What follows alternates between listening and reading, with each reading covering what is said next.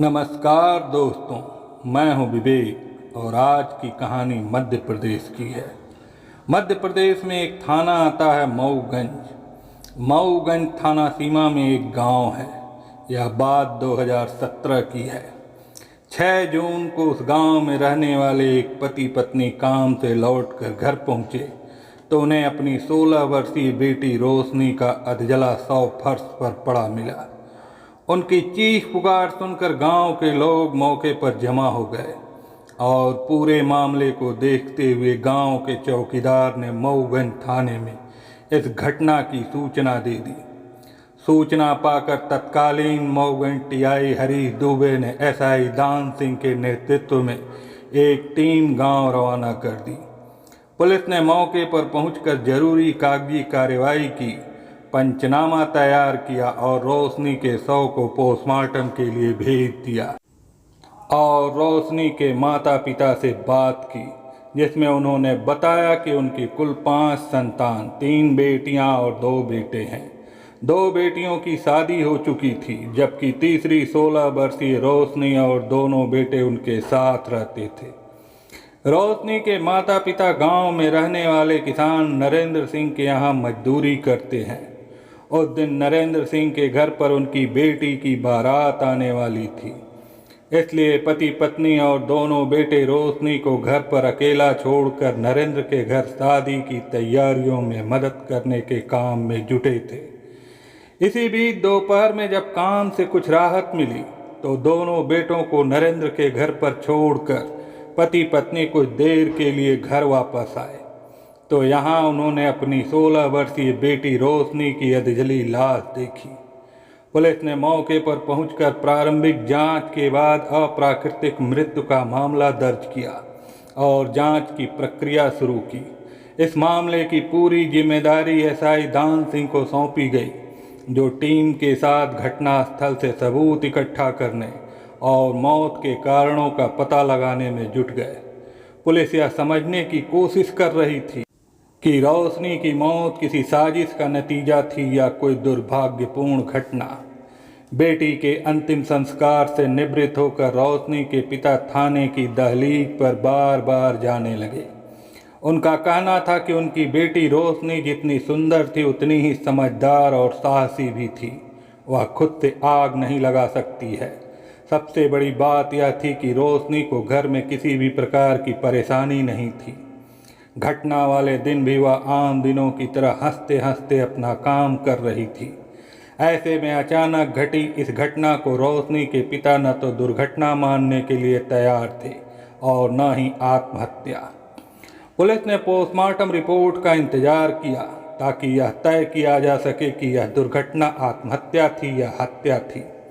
इस बीच पुलिस अपनी जांच जारी रखी, लेकिन जब काफ़ी समय बीत जाने के बाद भी कोई ठोस सबूत नहीं मिले तो तत्कालीन टीआई हरीश दुबे ने रोशनी की मौत की फाइल को बंद कर दिया।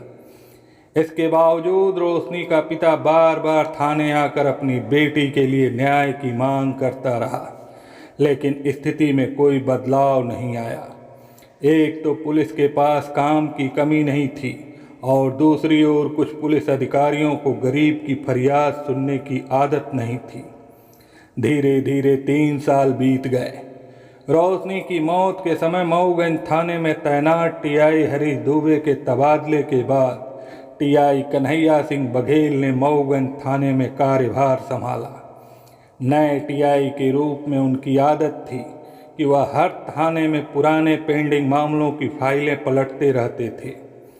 6 जुलाई 2020 को जब टीआई कन्हैया सिंह बघेल पुराने मामलों की फाइलें देख रहे थे, तभी उन्होंने 3 साल पहले 6 जून 2017 को हुई रोशनी के मौत की फाइल खोली। जैसे ही उन्होंने फाइल पलटी, एक सील बंद लिफाफा अचानक नीचे गिर गया। लिफाफा देखने पर साफ था कि यह रोशनी की पोस्टमार्टम रिपोर्ट है। इसे सीलबंद देखकर टीआई कन्हैया सिंह बघेल चौंक गए। संदिग्ध मृत्यु के मामले में पोस्टमार्टम रिपोर्ट बेहद महत्वपूर्ण होती है। अब टीआई कन्हैया सिंह बघेल को इस रिपोर्ट को खोलकर मामले की सच्चाई का पता लगाना था। इस मामले में पूर्व के अधिकारियों की लापरवाही गंभीर थी, इसलिए यह मामला तत्कालीन आईजी चंदन शेखर के ध्यान में लाया गया। उन्होंने सिंगरौली के एसपी वीरेंद्र कुमार सिंह को निर्देश दिया कि वे मऊगंज थाना के पूर्व टीआई हरीश दुबे और एसआई दान सिंह और एएसआई प्रमोद पांडे की लापरवाही की जांच करें। इस जांच का मकसद यह जानना था कि रोशनी की पोस्टमार्टम रिपोर्ट को देखे बिना फाइल क्यों बंद की गई। आईजी चंद्रशेखर ने कहा कि मामले की गंभीरता को ध्यान में रखते हुए सभी तथ्यों की अच्छी तरह से जांच की जाए ताकि न्याय में कोई कमी न रह जाए। साथ ही साथ 3 साल से ठंडे बस्ते में पड़ा रहा रोशनी की मौत का मामला एक बार फिर से जांच में आ गया, लेकिन अब तक मासूम बेटी की मौत के सदमे में रोशनी के पिता की मृत्यु हो चुकी थी। रोशनी की मौत और पुलिसकर्मियों की लापरवाही की जांच के बाद एसपी सिंगरौली वीरेंद्र कुमार सिंह ने अपनी रिपोर्ट आईजी रीवा को सौंप दी। इस रिपोर्ट के आधार पर तत्कालीन मऊगंज टीआई हरीश दुबे और जांच अधिकारी एसआई दान सिंह को पुलिस सेवा से बर्खास्त कर दिया गया, जबकि एएसआई प्रमोद सिंह को निर्दोष मान लिया गया। हालांकि जांच में लापरवाही के लिए दोषी पुलिसकर्मियों को सजा मिल गई, लेकिन रोशनी की मौत का असली सच अभी तक सामने नहीं आया था। पुलिस को यह समझना था कि केवल सजा देने से मामले का हल नहीं निकलेगा, बल्कि रोशनी की मौत के कारणों की भी खोज करनी होगी। इस बीच जब विवेक सिंह ने रीवा के एसपी के रूप में पदभार संभाला तो उन्होंने मऊगंज सर्किल के एएसपी की जिम्मेदारी विवेक कुमार लाल को सौंप दी। इस बदलाव के साथ रोशनी की मौत के रहस्य को सुलझाने की जिम्मेदारी एएसपी श्रीलाल ने एसडीओपी मऊगंज नवीन दुबे को सौंपी। यह सच है कि इस समय तक इलाके के लोग रोशनी की मौत को लगभग भुला चुके थे, लेकिन रोशनी के मामले में एक इंस्पेक्टर और एक सब इंस्पेक्टर की नौकरी जाने के बाद यह मामला फिर चर्चा में आ गया था। इसलिए मामला हाथ में आते ही एसडीओपी श्री दुबे ने रोशनी की फाइल का गहराई से अध्ययन करने के बाद कई बार गांव का दौरा किया। हर बार दर्जनों लोगों से रोशनी के बारे में पूछताछ की, लेकिन कोई ठोस जानकारी सामने नहीं आई, सिवाय इसके कि गांव के लोगों की बातों से रोशनी की मां शीतल की जिंदगी पर उनकी नज़र गड़ गई। दरअसल पूछताछ के दौरान गांव में किसी भी व्यक्ति ने 16 साल की रोशनी के बारे में तो कोई सवाल नहीं उठाया, उल्टे उसकी मां को लेकर तरह तरह की बातें की, जिसमें सबसे खास बात यह थी कि शीतल की अपने मालिक नरेंद्र के साथ खास दोस्ती थी। जब पहले रोशनी और उसके दोनों भाई गांव में रहते थे तब नरेंद्र उनके घर आता था, लेकिन रोशनी की मौत के सदमे के बाद उसके पति की भी मृत्यु हो गई और बेटों के काम की वजह से बाहर जाने के बाद नरेंद्र खुल्लम खुल्ला शीतल के घर आने जाने लगा।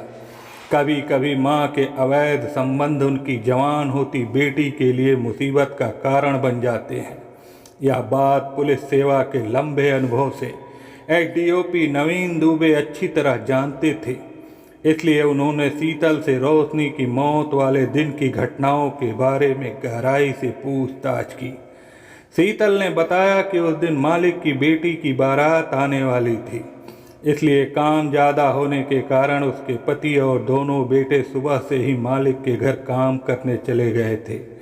वह लगभग दोपहर 11 बजे के आसपास रोशनी को अकेला छोड़कर काम पर गई थी और जब वह वापस आई तो रोशनी जली हुई हालत में मिली।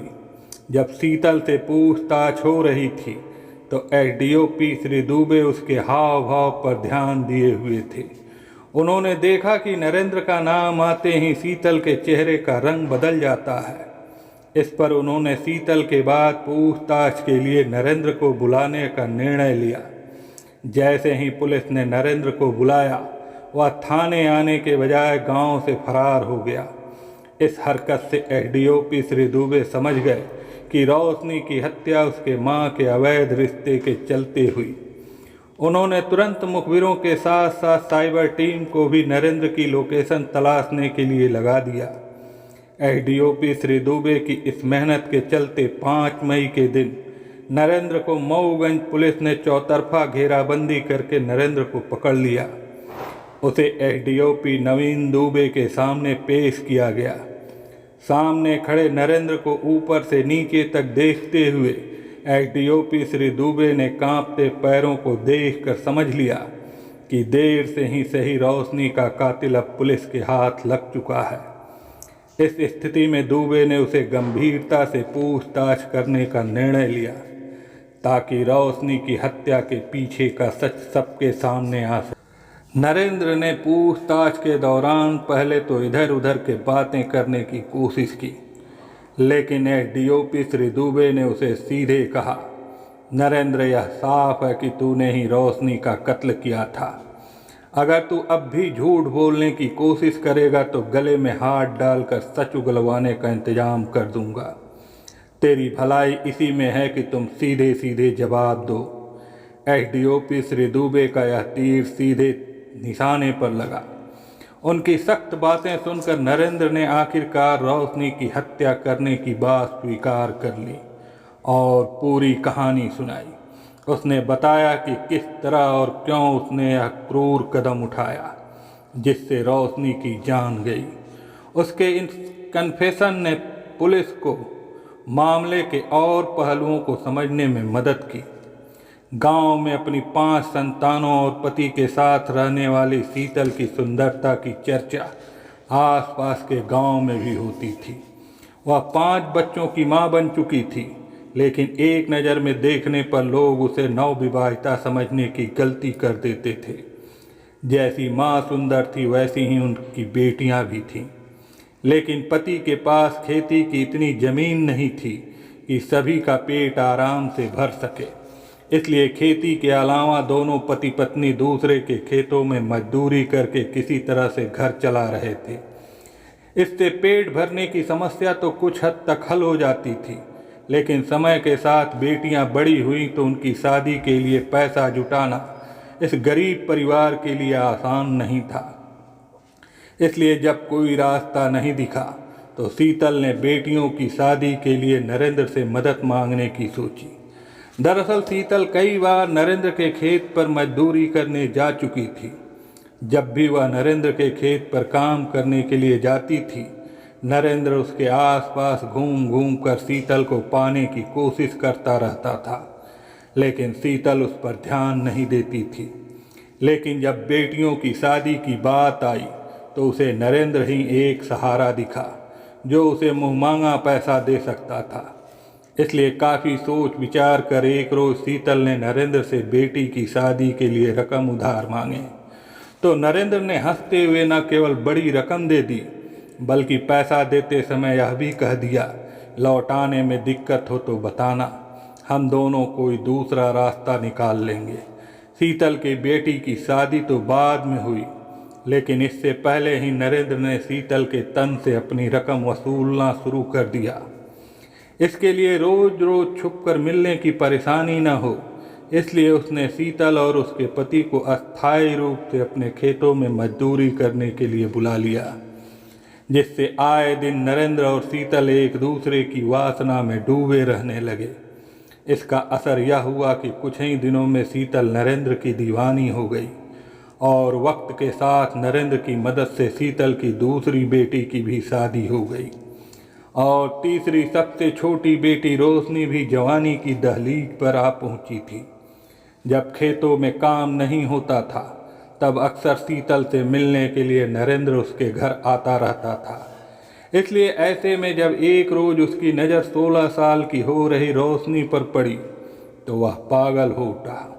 रोशनी भी अपनी माँ की तरह सुंदर थी, इसलिए नरेंद्र ने ठान लिया कि वह रोशनी को भी हासिल करके रहेगा। इसके लिए उसने योजना बनाकर शीतल के साथ साथ रोशनी पर भी पैसा लुटाना शुरू कर दिया। वह रोशनी को भी गिफ्ट देने लगा और इस दौरान जब रोशनी उसके पास आती तो नरेंद्र किसी न किसी बहाने से उसे छूने की कोशिश करता।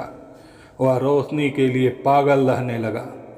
6 जून के दिन नरेंद्र की बेटी की शादी थी, इसलिए रोशनी के पिता और दोनों भाई सुबह से ही नरेंद्र के घर पर शादी के काम में मदद करने गए थे। नरेंद्र ने बेटों से शीतल के बारे में पूछा तो उन्होंने बताया कि वह खाना बनाकर थोड़ी देर में आ जाएगी। तब नरेंद्र ने सोचा कि पति और बेटे घर पर हैं, इसलिए शीतल से 5-10 मिनट की मुलाकात करने की सोचकर नरेंद्र उसे काम के लिए बुलाने के बहाने अपनी मोटरसाइकिल लेकर उसके घर पहुंच गया।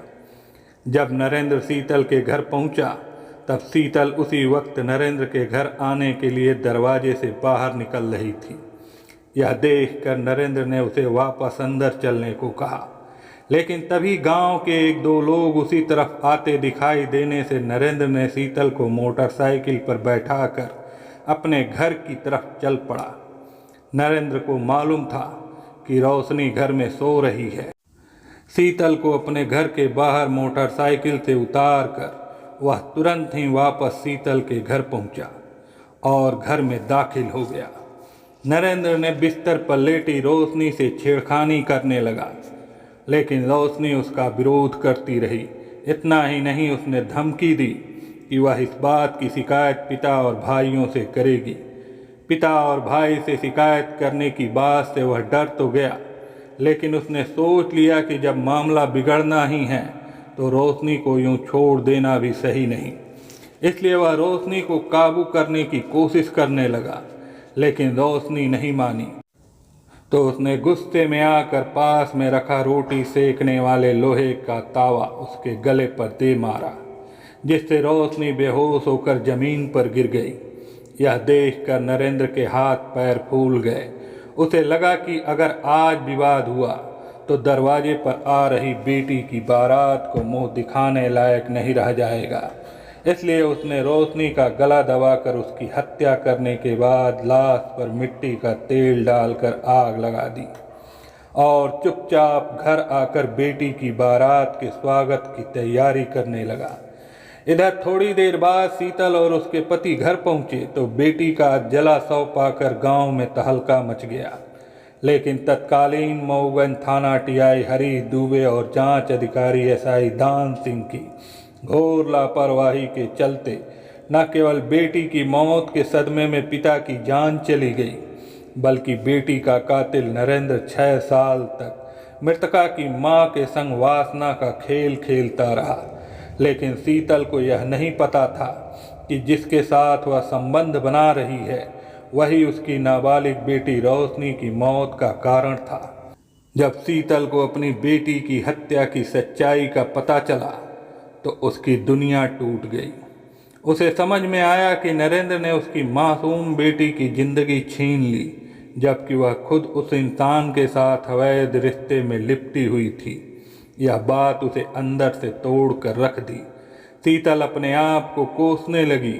उसे एहसास हुआ कि उसकी एक गलती ने उसके परिवार को बर्बाद कर दिया। इस तरह शीतल की कहानी यह सिखाती है कि रिश्तों की कीमत हमारे परिवार और बच्चों की सुरक्षा से ज़्यादा नहीं होनी चाहिए। आशा करता हूँ कि इस कहानी से आपको बहुत कुछ सीख मिली होगी, तो आप हमें कमेंट बॉक्स में ज़रूर बताएंगे। और हाँ, इस तरह की और कहानियों को पढ़ने और सुनने के लिए इस चैनल को ज़रूर सब्सक्राइब कर लें, ताकि आपको इस चैनल पर आने वाली कहानियों का नोटिफिकेशन तुरंत मिलता रहे। धन्यवाद।